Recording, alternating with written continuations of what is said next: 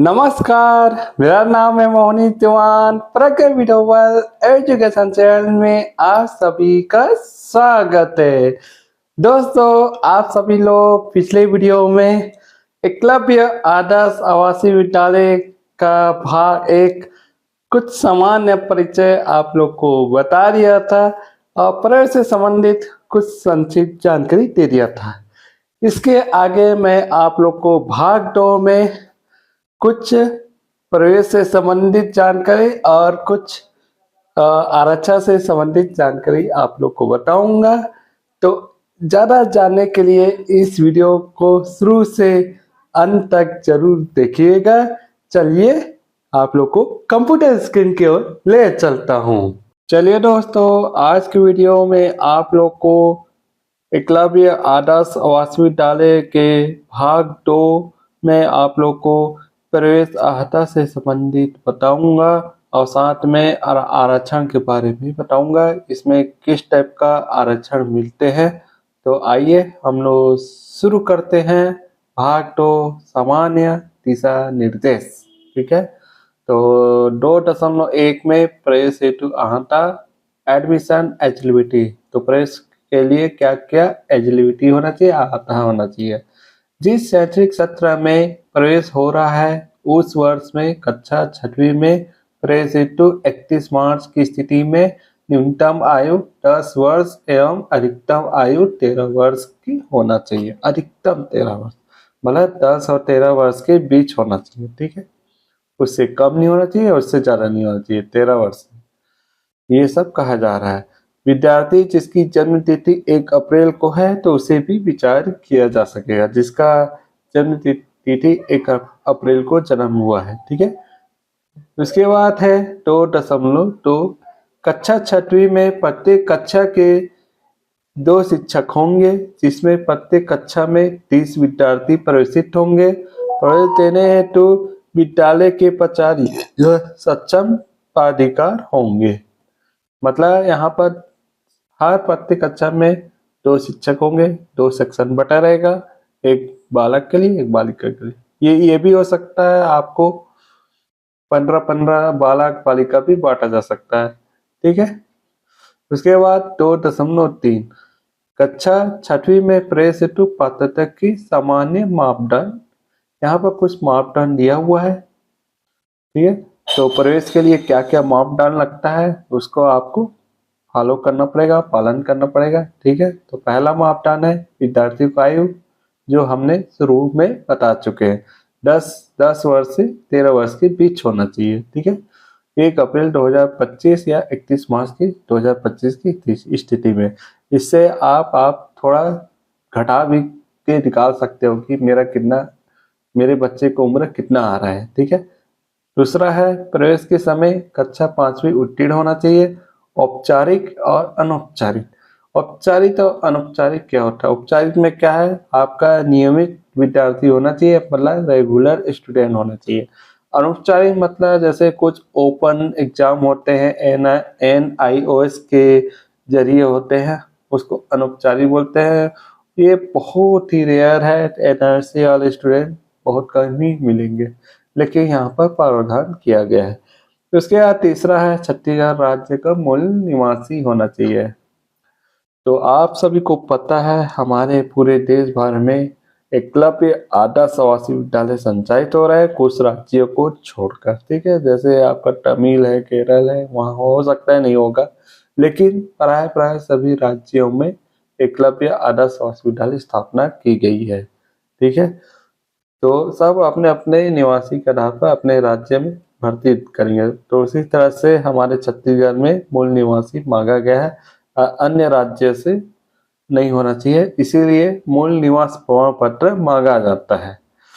उसके बाद एक और है, आपकी ST होने का भी प्रमाण पत्र मांगा जाता है, जिसको हम जाति प्रमाण पत्र बोला जाता है। ठीक है, तो उसके लिए क्या होगा, यहाँ पर दिया हुआ है छत्तीसगढ़ राज्य द्वारा घोषित जनजाति वर्ग समुदाय का सदस्य हो।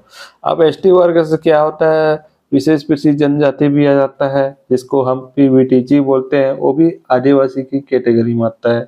ठीक है, तो PVTG में वही है, कमार है, बेगा है, भुजिया है, खड़िया है, जो भी है। ठीक है, उसके बाद टिप है, दिव्यांग विद्यार्थियों के लिए आई सेवा में अधिकतम 2 वर्ष की छूट दी जाएगी। जो जैसे दिव्यांग है, जिसका हाथ काम नहीं कर रहा है, ठीक से चल नहीं पा रहा है, तो ऐसे विद्यार्थियों को 2 वर्ष की छूट दी जाएगी। ठीक है, तो आप लोग को समझ आ गया। आइए आगे बढ़ते हैं। प्रवेश में आरक्षण, तो यहाँ पर कुछ आरक्षण बांटा गया है। सिर्फ शैक्षिक स्तर में एसटी के अंदर भी आरक्षण बांटा गया है। तो यहाँ पर बता देता हूँ, सरल क्रमांक यहाँ दिया है। राज्य के लिए आरक्षण श्रेणी दिया हुआ है, आरक्षण प्रतिशत दिया है। प्रति कक्षा 60 सीटों की संख्या में प्रति सेक्शन 30 सीट होंगे। प्रति सेक्शन मतलब 33 सीट होंगे। ठीक है, ए बी करके सेक्शन 1 सेक्शन 2 हो सकता है, लड़का लड़के हो सकते हैं या लड़के लड़के हो सकते हैं। ठीक है, वो उसके ऊपर निर्भर कर सकता है एकलव्य आदर्श आवासीय विद्यालय के ऊपर, क्योंकि किस तरह से बैठक व्यवस्था कर सकता है। लड़का लड़का हो सकता है या आधा लड़का आधा लड़के हो सकता है। कम से कम 60 हो गए तो सेक्शन आएगा ए बी। नियमतः हर क्लास के लिए 25 विद्यार्थी होना चाहिए, कम से कम 30 और 25 तक, ऐसा नियम है। और उससे ज्यादा होगा तो सेक्शन बांटना पड़ता है। चलिए आगे, आज ज्यादा गप नहीं करता। अनुसूचित जनजाति एसटी, जिसको हम 60 बोलते हैं एसटी, 80% कम से कम 48 सीट होना चाहिए। 60 में से 48 केवल एसटी वर्ग के बच्चे के लिए। एकलव्य आदर्श आवासीय विद्यालय का केवल एसटी वर्ग के होते हैं। ठीक है, पिछड़ी जनजाति समुदाय, जिसको हम पीवीटीसी बोलते हैं, 5% होगा, मतलब कम से कम 30। यहाँ पर 18 हो गया, सॉरी 3 हो गया। एक तो 48 हो गया एसटी के लिए, पीवीटीजी 3 सीट हो गया, तो जोड़ोगे तो कम से कम 51 बनेगा। उसके बाद यहाँ पर डीएनटी एनटी एसएनटी समुदाय है, तो किसी इस वर्ग में विद्यार्थी नहीं मिलने पर प्राथमिकता विशेष पिछड़ी जनजाति समुदाय को दी जाएगी, और विशेष पिछड़ी जनजाति समुदाय के विद्यार्थी नहीं मिलने पर अनुसूचित जनजाति समुदाय के विद्यार्थी को प्रवेश दिया जाएगा। डीएनटी एनटी एसएनटी के समुदाय को कम से कम 3 सीट दिया जाएगा, 5%। उसके बाद है चौथा है, वे बच्चे जिन्हें अपने माता पिता को वामपंथी उग्रवाद विद्रोह या कोविड में खो दिया हो, जिसके माँ बाप कोविड का शिकार हो गया या विद्रोह में मारे गए, जो भी हो, उनको दिया जाएगा कम से कम 6 सीट। जैसे विधवा के बच्चे हो सकते हैं, दिव्यांग माता पिता के बच्चे भी इसमें शामिल है, और अन्य जैसे भूमि दान अनाथ वर्ग के बच्चे भी होते हैं, जो अपने भूमि दान दिया है एकलव्य आदर्श आवासीय विद्यालय के लिए, अपना खेत का जमीन को दिया हो, उनको भी मौका दिया जाएगा इसमें 6 सीट।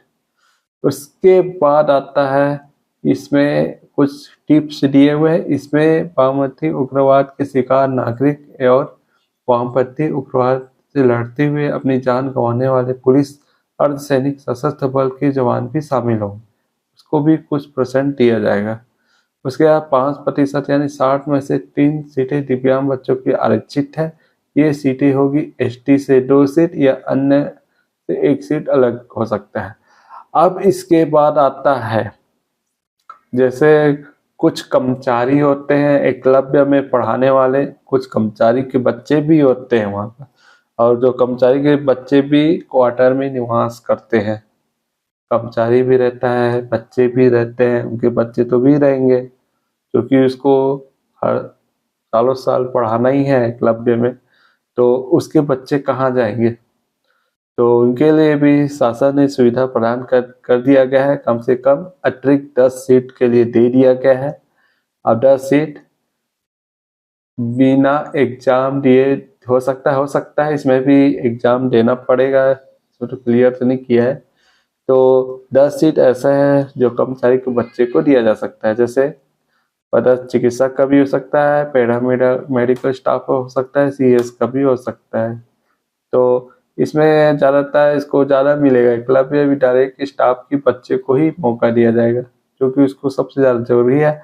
उसको कोई हॉस्टल का सुविधा नहीं मिलेगा, इतना ही है, बस स्कूल की सुविधा बस मिलेगा, क्योंकि ये ऑलरेडी क्वार्टर में ही रह रहे हैं। आप क्वार्टर छोड़ के हॉस्टल में नहीं जा सकता बच्चे, तो उनको केवल पढ़ने के लिए मिलेगा स्कूल। यहाँ पे दिया यह सीट स्टाफ के केवल 2 जीवित बड़े बच्चे को दिए जाएगी।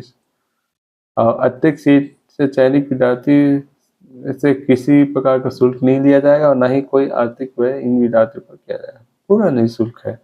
उसके बाद कुछ टिप दिया हुआ है यहाँ पर। उपरोक्त खंडिका 2 के अंतर्गत विद्यार्थियों में प्रवेश की सुविधा अधिकतम 2 जीवित बच्चे जो परिवार में आयु से सबसे बड़े उसको मौका दिया जाएगा। इसके लिए प्राचार्य सक्षम रहेंगे। ये सब दिया हुआ है।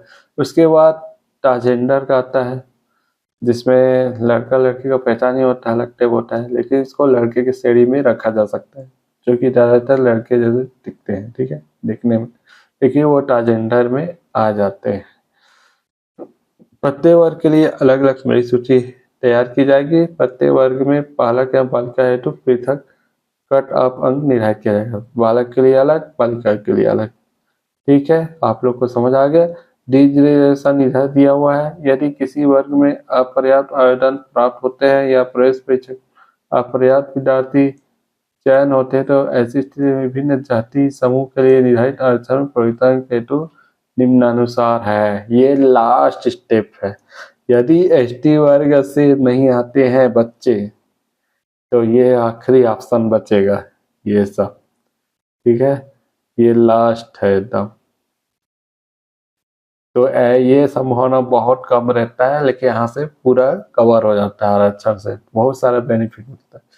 तो आप लोग को समझ आ गया, मैं आरक्षण से संबंधित बता दिया और कुछ अहाताएं भी बता दिया। तो आज के वीडियो बस इतना ही। देखने के लिए धन्यवाद। दोस्तों, यह एकलव्य आदर्श आवासीय विद्यालय भाग 2 का कुछ प्रवेश से संबंधित और आरक्षण से संबंधित जानकारी आप लोग को मिल गई होगी, तो आप लोग को समझ आ गया होगा। और इस तरह का और जानकारी चाहते हो तो मेरे चैनल को जरूर सब्सक्राइब कर दीजिएगा और नोटिफिकेशन के लिए बेल आइकन बटन को क्लिक कर दीजिएगा। तो इस तरह का मैं नया नया जानकारी लेकर आते रहूंगा। जाने का इजाजत दीजिएगा। जय छत्तीसगढ़, जय जवाहर।